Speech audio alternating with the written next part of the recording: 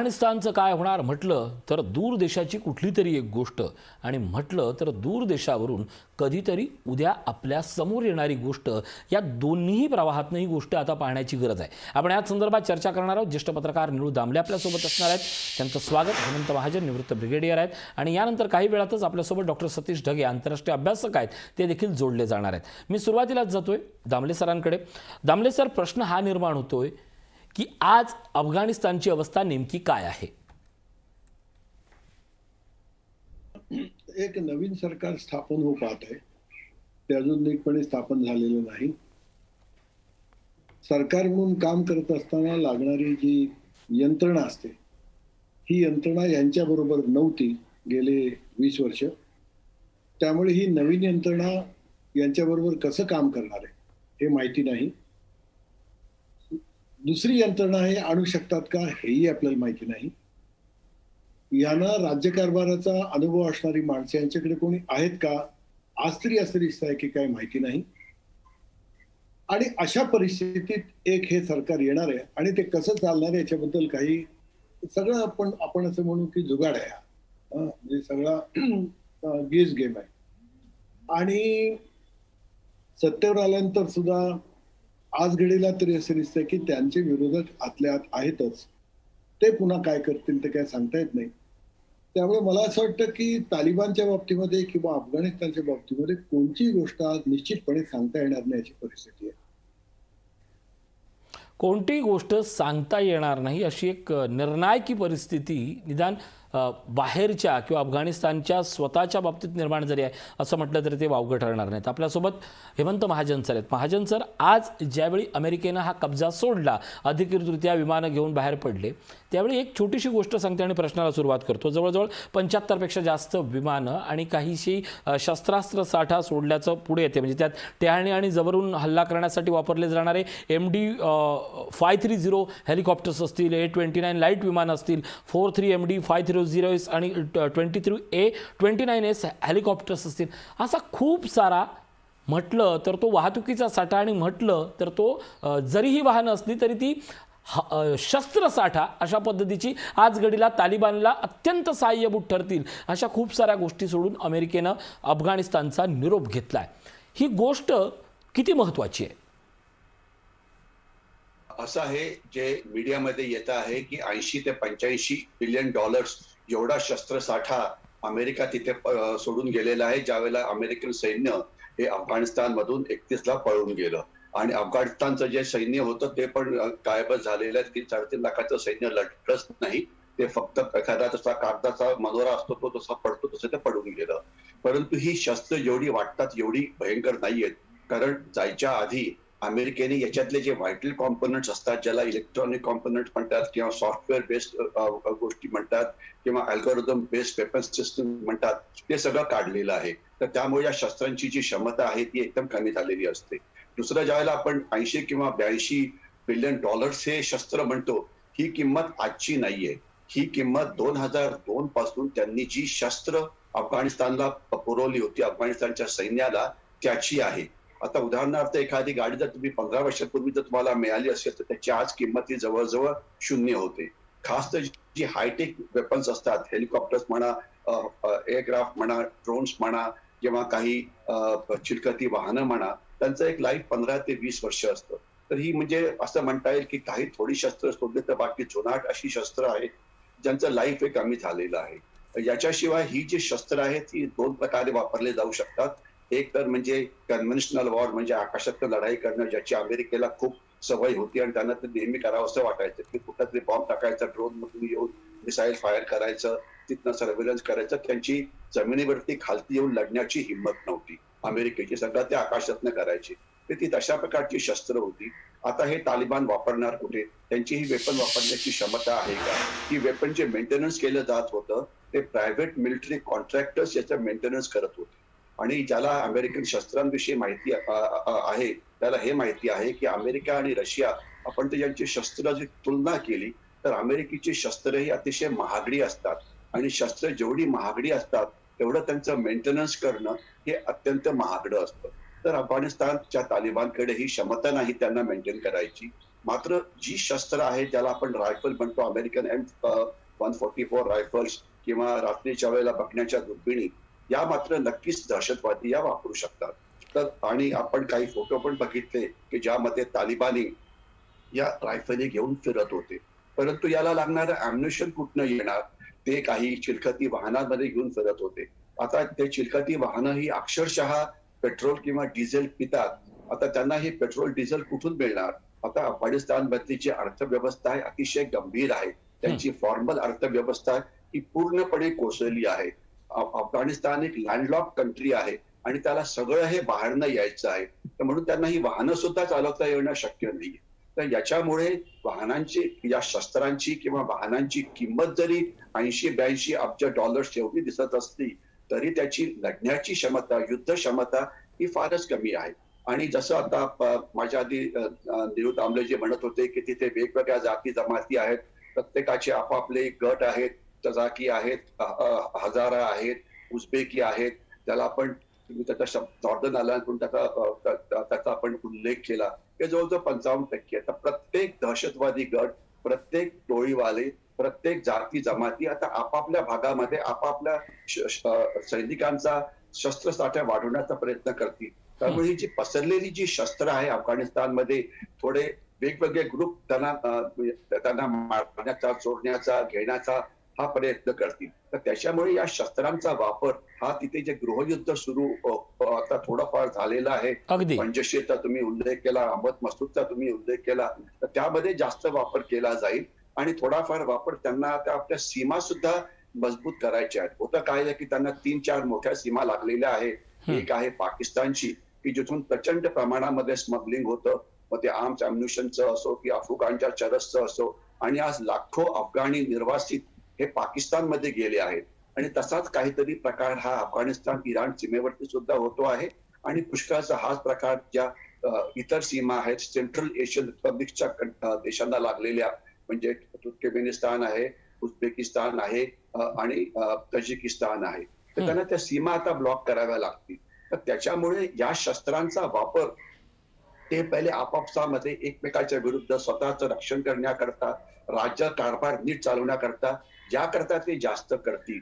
तर त्याच्यामुळे याचा धोका जगाला किती होईल हा एक वेगळा प्रश्न आहे. पाकिस्तान याचा दुरुपयोग कसा करू शकतो हा वेगळा मुद्दा आहे. चीन याचा दुरुपयोग कसा करू शकतो हा वेगळा मुद्दा आहे. परंतु मी आता आपल्याला एवढं सांगण्याचा प्रयत्न केला की हे काही फार मोठं असं भंडार नाहीये की ज्याचा वापर करून ते एक कन्व्हेन्शनल लढाई जिंकतील, कारण त्यांना कन्व्हेन्शनल लढाई किंवा पारंपरिक लढाई करायचीच नाहीये.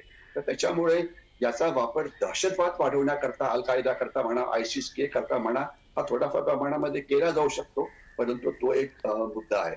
परंतु मला वाटतं मी आपल्याला माईक हँडओव्हर करतो, कारण माझं बोलणं हे संपणारच नाही. अगदी हेमंत महाजन सर अत्यंत विस्तृतपणे सांगितलं. म्हणजे जी गोष्ट फक्त 3-4 ओळीत थांबणार होती त्या गोष्टीला अत्यंत सुंदर आणि विस्तृत ही चर्चा पुढे नेण्यासाठी अत्यंत महत्त्वाची ही आपण माहिती विशद केली.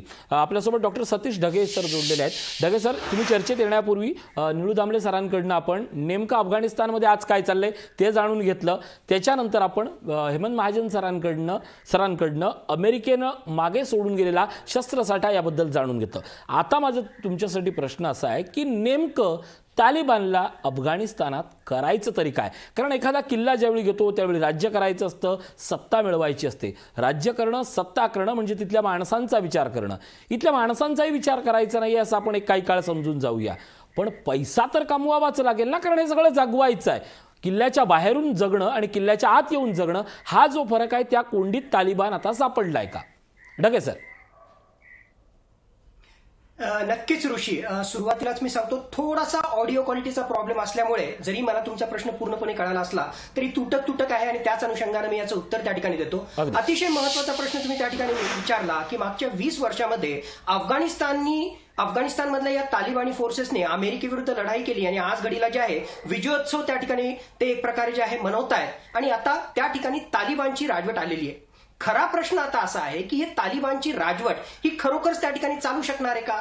त्याहून महत्वाचं 21व्या शतकामध्ये वेगवेगळ्या देशांकडून आंतरराष्ट्रीय मान्यता मिळवण्यासाठी ज्या प्रकारचे कॉम्प्रोमाइजेस ऑलरेडी तालिबानी राजवटीने सुरू केलेले आहेत, तर त्यातला जो एक हार्डलायनर ग्रुप आहे, उग्रवादी ग्रुप आहे, तो उग्रवादी ग्रुप तालिबानच्या या अशा प्रकारच्या कॉम्प्रोमाइजेसला कितपत साथ देणार आहे? दुसरं त्याहून महत्वाचं, ऑलरेडी आपल्याला माहिती आहे आज घडीला अफगाणिस्तानमध्ये जरी तालिबानचं वर्चस्व असलं तरी सुद्धा पूर्णपणे तालिबाननं जे आहे अफगाणिस्तानवर कब्जा मिळवलेला नाही. आपल्याला माहित आहे की पंजशीरमध्ये सुद्धा जे आहे काही प्रमाणामध्ये तशा प्रकारचा नॅशनल रेझिस्टन्स फ्रंटद्वारे जो आहे एक प्रकारचा प्रतिकार त्या ठिकाणी केला जातोय. असेही काही रिपोर्ट्स येत आहेत. फक्त पंजशीर प्रांतामध्ये नाही तर त्याशिवाय 12 असे प्रांत आहेत ज्या ठिकाणी पार्शली अंशतः या तालिबानी राजवटीविरुद्ध जे आहे लोकांतर्फे त्याचबरोबर वेगवेगळ्या प्रकारच्या गनिमी काव्याच्या माध्यमातून उठाव करण्याचा प्रयत्न केला जातोय.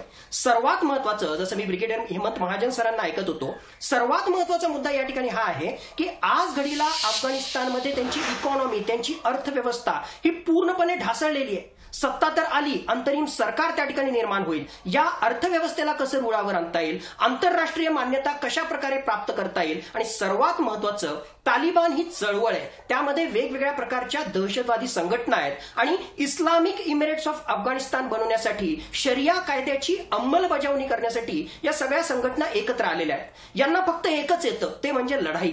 आता लढाई तर संपलेली आहे, अमेरिकेला बाहेरून त्या ठिकाणी काढलेलं आहे. आता पुढे काय? मग हे आता आपसात लढतील, अंतर्गत संघर्ष होईल. त्याहून महत्वाचं, संसाधनांवर कब्जा मिळवण्यासाठी किंवा सत्तेमध्ये वाटा मिळवण्यासाठी एकीकडे हक्कानी गट असेल, एकीकडे जे आहेत वेगवेगळ्या प्रकारचे पॉलिटिकल ग्रुप्स त्या ठिकाणी असतील. मग हा सत्ता संघर्ष कसा रंगणार, आंतरराष्ट्रीय मान्यता कशी मिळवणार, आणि त्याहून महत्वाचं अफगाणिस्तानच्या जनतेचा विश्वास कसा प्राप्त करणार, अशी तिहेरी कसरत या तालिबानच्या सरकारला येणाऱ्या काळामध्ये करावं लागणार आहे. त्यामुळे वाटतं तेवढं सोपं हे नक्कीच तालिबानच्या सरकारला येणारा काळ नसणार आहे. It is not going to be a cake walk, आणि येणारी परिस्थिती ही अत्यंत किचकट आणि स्फोटक बनणार आहे. नक्कीच. ढगे सरांच्या उत्तरानंतर मी जातोय दामले सरांकडे. दामले सर, येणारी परिस्थिती आगामी काळात अत्यंत किचकट बनणार आहे. कदाचित तालिबानकडनं सत्ता मिळवण्यापूर्वी किंवा संपूर्ण प्रांतावर कब्जा मिळवण्यापूर्वी याचा विचार झाला असेल असं वाटतही नाही. पण आता मला एकच प्रश्न महत्त्वाचा पडलाय की आज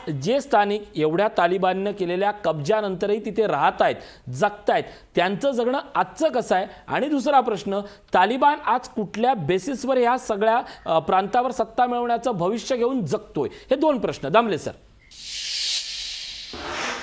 आज जे शिल्लक आहेत त्यांचं भवितव्य अंधारात आहे. त्यांचं काय होईल त्याला काही सांगता येत नाही.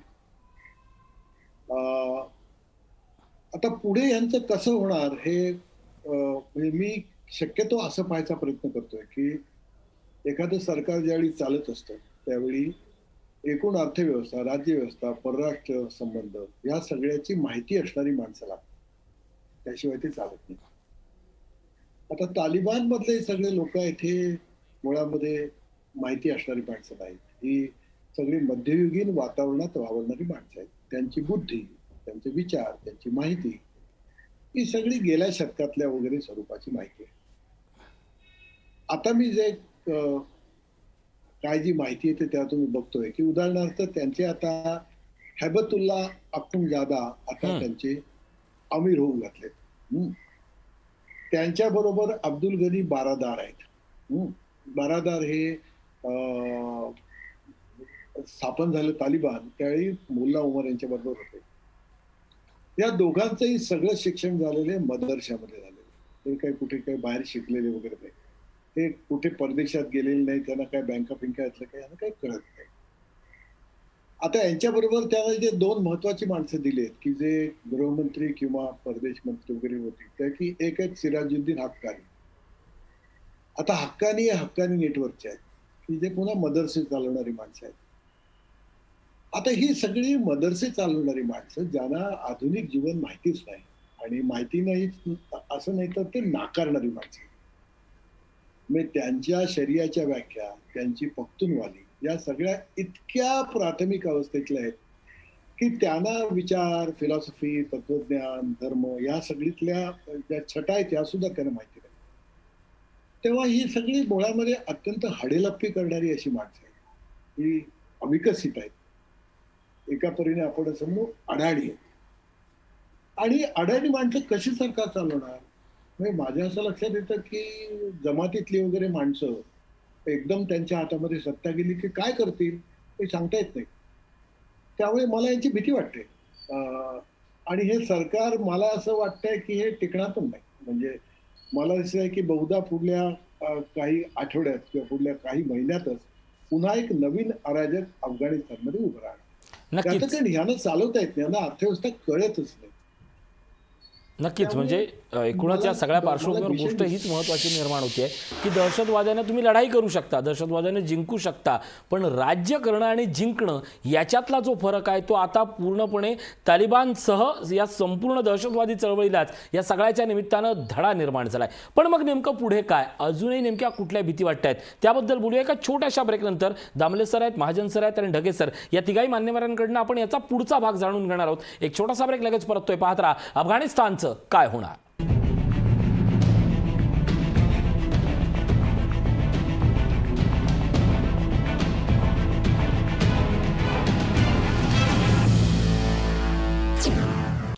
ब्रेकनंतर स्वागत. मी आता जातोय हेमंत महाजन सरांकडे. महाजन सर, निळू दामलेंचं आपण भाष्य ऐकलं असेल.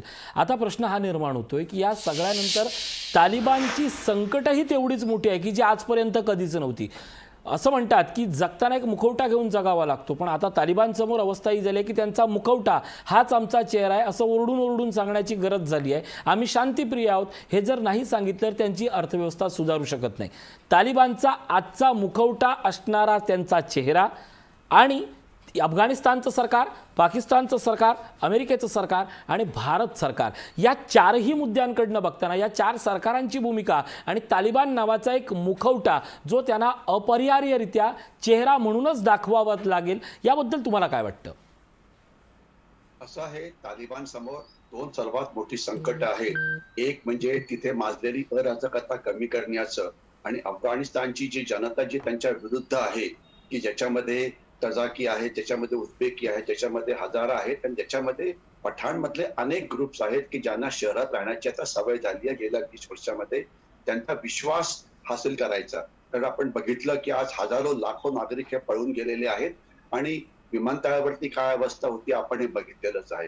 तर विश्वास संपादन करणं हा एक भाग झाला, परंतु ते विश्वास संपादन करायच्या ऐवजी सूट घेणं म्हणजे त्याला आपण म्हणायचं की ज्यांनी अमेरिकेला मदत केली म्हणून त्याला मारायचं वगैरे हा प्रकार आता सुरू झालेला आहे आणि त्याची चित्र सुद्धा आपण बघितलेली आहे. दुसरी जी अजून भयानक अवस्था, भयानक परिस्थिती त्यांच्या समोर आहे ती म्हणजे त्यांची अर्थव्यवस्था. तालिबानची जी अर्थव्यवस्था होती ती इन्फॉर्मल होती. ते केवळ अफगाणच्या चरसचा व्यापार करून $1.5 बिलियन एवढं कमवायचे ज्यामधून त्यांचा गुजारा व्हायचा, शस्त्र असो, लोकांचे पगार असो वगैरे. परंतु जी फॉर्मल इकॉनॉमी होती तर त्याच्यामध्ये जवळजवळ 80-85% मदत ही अमेरिका आणि आपल्या ज्या इकॉनॉमिक बॉडीच्या त्यांच्याकडे मिळत होती, म्हणजे वर्ल्ड बँक आहे, इंटरनॅशनल मॉनिटरी फंड आहे वगैरे. आता ही मदत पूर्णपणे थांबलेली आहे. तर फॉर्मल इकॉनॉमीच तुमच्याकडे नाही, इन्फॉर्मल इकॉनॉमीच्या जोरावरती सरकार चालू शकत नाही. कारण सरकारचं केंद्र सरकार असतं, राज्य सरकार असतं, गावातलं सरकार असतं, त्याला पैसे लागतात. किती पैसे लागतात हे आपल्याला कल्पना आहे. तर याकरता त्यांना आर्थिक मदत ही मोठ्या प्रमाणामध्ये पाहिजे. मग ते अमेरिकेची असो, वेस्टर्न वर्ल्डची असो, युनायटेड आपल्या वेगवेगळ्या आर्थिक बॉड्या आहेत त्यांचं असो. आणि तसं करायचं असेल तर त्यांना आपला चेहरा म्हणजे हा एक मॉडरेट चेहरा दाखवावा लागेल. त्याच्याशिवाय अजून सुद्धा त्यांना कोणी रेकग्नाइज करायला तयार नाहीयेत. म्हणजे चीन म्हणतं की आम्ही मदत करू वगैरे, अजून सुद्धा फॉर्मली एक रेकग्नाइज हे झालेले नाहीयेत. तर जोपर्यंत ते आंतरराष्ट्रीय समुदायाचा विश्वास प्राप्त करत नाहीत तोपर्यंत त्यांना ही आर्थिक मदत मिळणार नाही आणि आर्थिक मदतीशिवाय ते जगू शकत नाहीत. म्हणजे असं पण एक चित्र पूर्ण आलं होतं की हे जे तालिबानी आज काबूलमध्ये फिरत आहेत ते फक्त नुसतं नान रोटी खाऊन जिवंत राहत आहेत. त्यांना नान रोटी बरोबर खाण्याकरता सब्जी किंवा भाजी पण नाहीये आणि ते अफगाणिस्तान मधले आज सर्वात ताकदवान असे गट आहेत, कारण ते लुटालूट करू शकत नाही.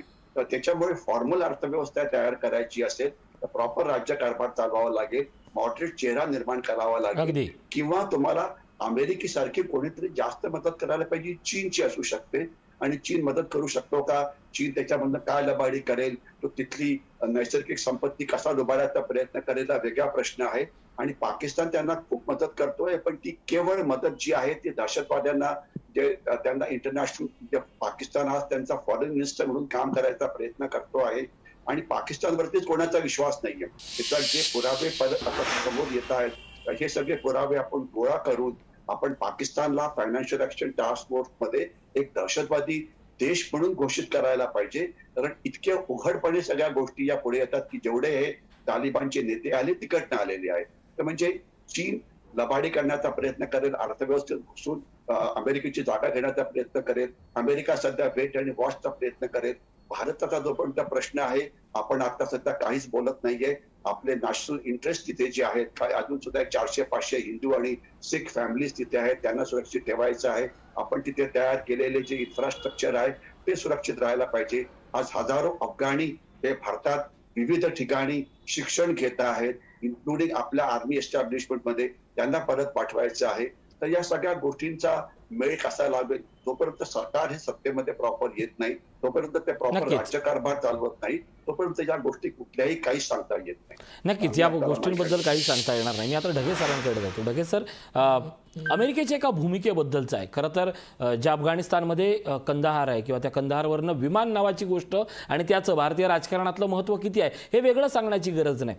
विमान नावाची जी गोष्ट असते ना ती प्रत्येकाला आपल्याला बालपणात नेते. म्हणजे अजूनही डोक्यावरनं जरी विमान गेलं तरी आपण कुतूहलतेनं त्याच्याकडे वर बघतो, भले तुम्ही कुठेही जॉबला असाल, भले कुठेही कामाला असाल. हा प्रश्न एवढा सदा का विचारतोय? अमेरिकेसारखं बलाढ्य राष्ट्र जेव्हा 75-80 सारखी विमानं सोडून जातं, 100पेक्षा जास्त वाहनं सोडून जातं, प्रचंड मोठा शस्त्रास्त्र साठा सोडून जातं, ही अपरिहार्यता आहे की चाल आहे? नक्कीच मला वाटतं ही अपरिहार्यता नाहीये, ही चाल आहे आणि अतिशय महत्वाचा आणि आज घडीला रिलिव्हंट असा प्रश्न तुम्ही विचारलेला आहे ऋषी. बघा, साधारणतः 9 लाखापेक्षा सुद्धा जास्त वेगवेगळ्या प्रकारची शस्त्रास्त्र अमेरिका अफगाणिस्तानमध्ये सोडून गेला आणि त्यामध्ये महत्वाचे असे वेगवेगळ्या प्रकारचे अटॅक हेलिकॉप्टर्स आहेत, अटॅक विमान आहेत, हमवी त्या ठिकाणी वाहनं त्या ठिकाणी आहेत, वेगवेगळ्या प्रकारचे ड्रोन आहेत. आता हे लक्षात घ्या, अशा प्रकारचे अत्याधुनिक शस्त्रास्त्र त्यांच्याकडे आलेले आहेत. वर करणी अमेरिका त्या ठिकाणी म्हणताय की आम्ही तर सगळे जे आहेत ते डिसेबल केले होते.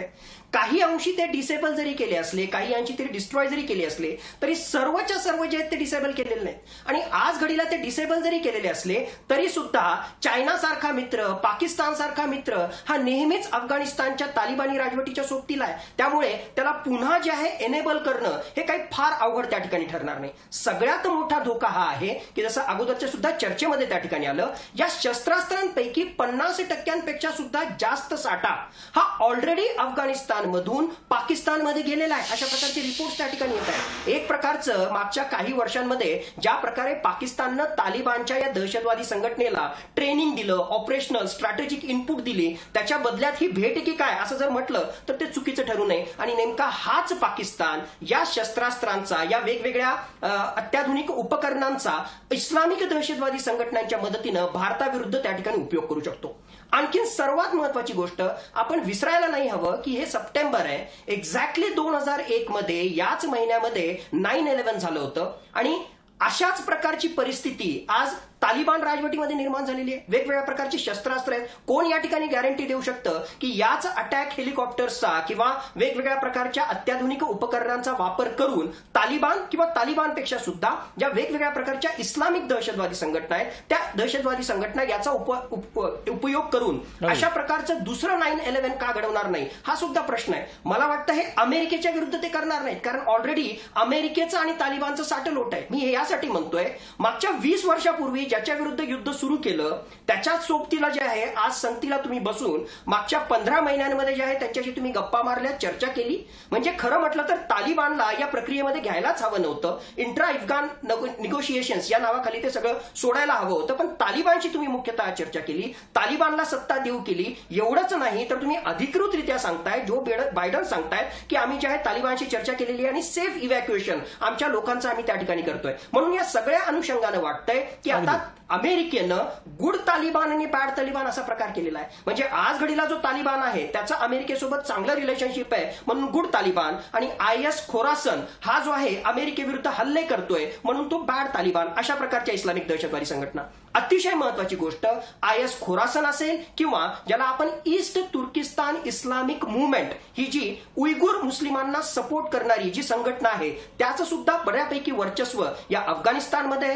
जैश ए मोहम्मद सारख्या संघटना आहेत, आणखीनही इस्लामिक दहशतवादी संघटना आहेत. एकीकडे तालिबानला आंतरराष्ट्रीय मान्यता मिळवण्यासाठी अशा प्रकारे दाखवायचंय की आम्ही जे आहे हा दहशतवादाला थारा आमच्या जमिनीवरून देणार नाही, पण दुसऱ्या बाजूला या इस्लामिक दहशतवादी संघटना ज्या आहेत त्या तालिबानला मोठं होऊ देणार नाहीत. त्यांचा कुठेतरी प्रयत्न असणार आहे की ज्यावेळेस इस्लाम आणि त्याच्याशी संबंधित शरिया कायदा, इस्लामिक इमिरेट्स याची चर्चा येईल तर त्यावेळेस या सुद्धा दहशतवादी संघटनांचं नाव घेतलं जावं, म्हणून कुठेतरी तालिबानला चेकमेट करण्यासाठी अमेरिका आणि तालिबानची ही एक प्रकारे अभद्र युती तोडण्यासाठी ते प्रयत्न करतील. आणि अशा प्रकारे या इस्लामिक दहशतवादी संघटनांकडे जर अशा प्रकारची शस्त्रास्त्र आली, आणखीन कुमक मिळाली, तर यांचीच एक नवीन युती होऊन हे सुद्धा पुन्हा जगावर याच शरिया कायद्याच्या किंवा याच प्रकारच्या दहशतवादाचा वापर करून पुन्हा जगाच्या शांततेला खतरा निर्माण करतील, अशी सगळी परिस्थिती निर्माण झालेली आहे. यातला खरा विलन हा अमेरिकाच आहे. नक्कीच अत्यंत महत्वाचा मुद्दा आहे हा सुद्धा सुद्धा अत्यंत महत्वाचा मानला जातोय.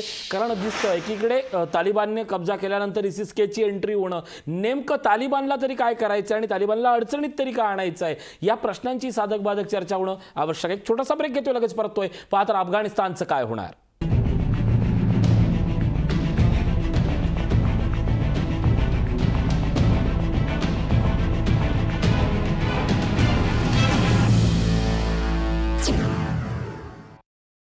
ब्रेक नंतर स्वागत. खरं तर माझ्याकडे आता 6 मिनिटं उरली आहेत, पण ह्याच्यासाठी मी 2-2 मिनिट प्रत्येकाकडे जाणार आहेत. 2 मिनिटासाठी मी निळू दामले सरांकडे जातोय. दामले सर, अफगाणिस्तानावर खरं तर आता तालिबानचं राज्य आलंय, मग या सगळ्या पार्श्वभूमीवर इतर मुस्लिम राष्ट्रांची अफगाणिस्तानाबद्दलची भूमिका काय आणि अफगाणिस्तान आणि इतर मुस्लिम राष्ट्र यांच्यातलं नवं समीकरण काय दिसू शकतं का?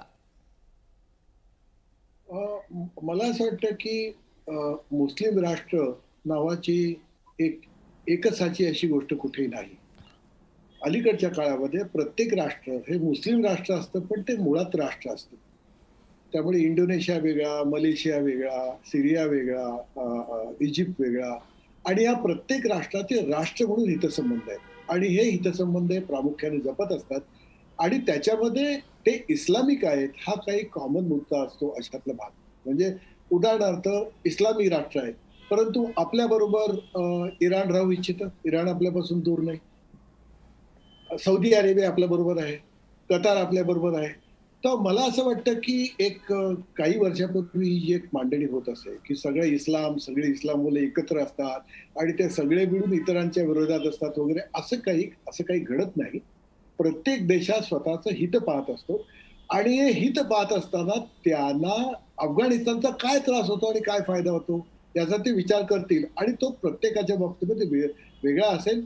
मला असं वाटतं की अफगाणिस्तान पासून आर्थिक फायदे कोणालाच, म्हणजे इस्लामिक असो नॉन इस्लामिक असो, कुठल्याही राष्ट्राला फारसे होण्यासारखे नाही आहेत. नक्कीच इस्लामिक राष्ट्रापासून काय फायदे होणार हा प्रश्न महत्त्वाचा आहे. मी महाजन सरांकडे जातोय. महाजन सर, 15 ऑगस्टपासून साधारणपणे ही सगळी चर्चा सुरू झाली आहे. तालिबान नावाची गोष्ट सत्तेत आलेली आहे. सगळ्या देशातल्या सगळ्या माणसांपर्यंत ही गोष्ट पोहोचली आहे. मात्र मागच्या 15 ऑगस्टपासून 14 ऑगस्टपासून कुठेही युनोनं या सगळ्या प्रकरणात लक्ष दिलंय. कारण हा गोष्ट फक्त एका सत्तेचा नाही आहे. मानवी त्रास, मानवी छळ, मानवी जुलूम होत असणारी गोष्ट एका सत्तेकडनं दिसत होती. छळ छावणीची गोष्ट देखील, अगदी त्यांच्या विमान प्रवासापासून ते तिथल्या हिंसाचाराबद्दल. युनोसारखी किंवा अशी कोणती सर्वोच्च संस्था नाही आहे की जी या प्रकरणात लक्ष घालेल? युनायटेड नेशन्स सिक्युरिटी काउन्सिल ही संस्था आहे ज्याचे 15 मेंबर्स आहेत आणि तिथे हे डिस्कस झालं पण होतं. पण त्यांनी एक अतिशय मिळमिळीत असा ठराव पास केला आणि सांगितलं की अफगाणिस्तान लोकांची काळजी घ्यायला पाहिजे, आम्ही तुमच्याकडे बघतोय. याच्याशिवाय जास्त काही बोललं गेलं नाही. कारण बेसिकली चीन आणि रशिया हे कुठलाही जास्त स्ट्रॉंग ठराव हे पास करू द्यायच्या तयारीमध्ये नव्हते. त्याच्यामध्ये सर्वात एक महत्वाचा मुद्दा असा आहे की चायना आणि पाकिस्तानची जी एक ऍक्सिस तयार झाली आहे, तर अनेकांना असं वाटतं की अमेरिका अफगाणिस्तान मधून गेल्यामुळे जे तिथे पोकळी निर्माण झाली तिथे जाण्याचा प्रयत्न करेल आणि आपला वन बेल्ट वन रोड नावाचा जो प्रकार आहे की जो चायना पाकिस्तान इकॉनॉमिक कॉरिडॉर मध्ये तिथून तो वाढवून पेशावरकडे घेऊन जाईल, पाकिस्तानच्या आत, आणि पेशावर पासून तो काबूलकडे घेऊन जाईल आणि काबूल पासून तो सेंट्रल एशियन रिपब्लिक्सकडे घेऊन जाईल. परंतु हे सगळे व्हाईट एलिफंट ठरणार आहेत. कारण अफगाणिस्तान म्हणजे काही एक्सपर्ट्स असं म्हणणं होतं की अफगाणिस्तानमध्ये प्रचंड प्रमाणामध्ये $3 ट्रिलियन एवढी नॅचरल संपत्ती आहे, रेअर मिनरल्स आहे वगैरे वगैरे. तर त्याचा एक्सप्लॉइट करण्याचा म्हणजे प्रयत्न हा चीन करेल, परंतु ते सुद्धा अशक्य आहे. कारण जर असं खरोखर एवढी नॅचरल संपत्ती असती तर अमेरिका जी तंत्रज्ञानाची महाशक्ती आहे, कॉर्पोरेट वर्ल्ड मध्ये इतकी पॉवरफुल आहे, इकॉनॉमिकली पॉवरफुल आहे, त्यांना हे का नाही करता आलं? त्यांना ते करता नाही आलं कारण तिथे सिक्युरिटी नव्हती, तिथे इन्फ्रास्ट्रक्चर नव्हतं, तिथे अनेक प्रॉब्लेम होते. याच्यामुळे येणाऱ्या काळामध्ये चीनला काही यश मिळेल का, रशियाला काही यश मिळेल का, आणि चायना पाकिस्तान ही एक लॉबी आणि त्याच्याबरोबर तुर्कस्तान किंवा टर्की ही लॉबी ही काय करू शकेल. आणि या सगळ्याकडे पाहणं हे अत्यंत महत्त्वाचं ठरणार आहे. मी अगदी शेवटचा प्रश्न घेऊन ढगे सरांकडे जातो. ढगे सर, संपूर्ण आंतरराष्ट्रीय जेव्हा चर्चा होते त्यावेळी मुद्दा भारताचा येतो आणि भारताच्या बाबतीत एक महत्त्वाची गोष्ट की आज भारताचे आंतरराष्ट्रीय राजदूत दीपक मित्तल असतील आणि राजकीय कार्यालयाचे प्रमुख तालिबानच्या वतीनं शेर मोहम्मद अब्बास टनिकझई या दोघांची भेट झाली. भारतानं संबंध ठेवावेत का आणि ठेवलेल्या संबंधाची नेमकी दिशादशा काय असेल? भारत अफगाणिस्तान आजचं काय वाटतं? अगदी शेवटचं भाष्य. बदलत्या परिस्थितीनुसार भारतानं सुद्धा बदलायला हवं. याचा अर्थ नक्कीच असा नाही की भारतानं तालिबानी राजवटीला मान्यता द्यायला हवी, पण एक महत्वाचा फरक आपण लक्षात घ्यायला हवा की ही तालिबानी राजवट येण्याच्या आधी सुद्धा बॅक चॅनल डिप्लोमसीच्या माध्यमातून मागच्या काही महिन्यांमध्ये आपण ऑलरेडी तालिबानी ऑथॉरिटीजशी अप्रत्यक्षपणे चर्चा करतच होतो. ज्यावेळेस परराष्ट्र मंत्री एस जयशंकर रशियामध्ये होते, इराणमध्ये होते, दोहामध्ये होतो, त्याच वेळेस जे आहे तालिबानचं सुद्धा डेलिगेशन होतं. म्हणजे चर्चा सुरू होती का? याचं उत्तर हो आहे. दुसरी गोष्ट, एखाद्या सत्तेशी किंवा एखाद्या राजवटीशी आपण चर्चा करतो याचा अर्थ त्याला मान्यता देतो, त्याची प्रत्येक गोष्ट मानतो असं बिलकुल नाही. आणि डिप्लोमसीचं एक बेसिक प्रिन्सिपल आहे की चर्चेची द्वार ही नेहमी खुली असली पाहिजे. आपण तालिबानच्या राजवटीशी चर्चा केली पाहिजे, पण सर्वात महत्वाचं ठणकावून आणि आपलं देशहित लक्षात घेऊन ज्या स्तरापर्यंत आपल्याला जावं लागेल त्या स्तरापर्यंत जाऊन आपण ते देशहित त्या ठिकाणी साध्य केलं पाहिजे. म्हणून डिप्लोमसीच्या माध्यमातून चर्चा करावी. मान्यता तालिबानच्या राजवटीला बिलकुल देऊ नये. योग्य संधी मिळताच त्या ठिकाणी पुन्हा डेमोक्रेसी, पुन्हा लोकशाही कशी प्रस्थापित होईल याचा प्रयत्न करावा. आणि सगळ्यात महत्वाचं, आमची सुरक्षितता कशी सर्वोच्च परी राहील या अनुषंगानं अफगाणिस्तानच्या राजवटीसोबत जे करता येईल ते करावं. नक्कीच आपली सुरक्षिततेला प्राधान्य असलंच पाहिजे. आज घडीला अमेरिका शस्त्र सोडून गेलेली आहे, तालिबाननं हाती शस्त्र घेतलेली आहे, तर भारताची प्रत्येक शस्त्रावर आपल्या पद्धतीनं नजर आहे. आणि या प्रश्नांची उत्तरं ज्यावेळी समोर येतील त्याचवेळी या प्रश्नाचं उत्तर मिळेल की अफगाणिस्तानचं काय होणार. आजच्या चर्चेमध्ये ज्येष्ठ पत्रकार निळू दामले, निवृत्त ब्रिगेडियर हेमंत महाजन आणि आंतरराष्ट्रीय अभ्यासक डॉक्टर सतीश ढगे हे सगळेजण सहभागी झाले आणि त्यांनी संवाद साधला. या सगळ्यांचे आभार. आजच्या चर्चेत इथंच थांबतोय. ताज्या बातम्यांसाठी पाहत राहा लोकशाही न्यूज.